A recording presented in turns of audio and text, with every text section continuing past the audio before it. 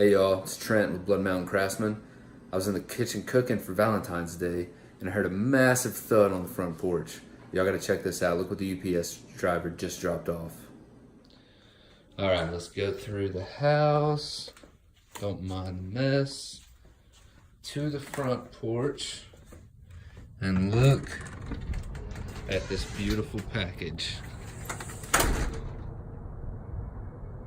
Oh, check that out. I've been waiting for this to come in all week. I'm gonna take this bad boy inside, get it unpacked, and show you guys what we ordered for the shop. All right, guys, here we go.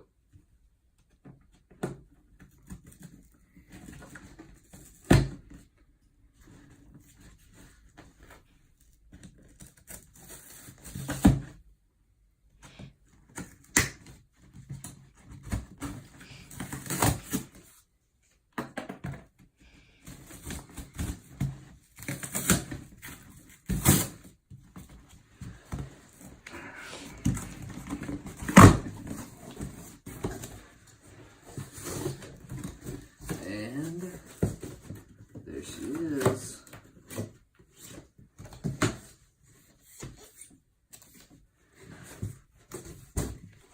It's not heavier than I thought it would be.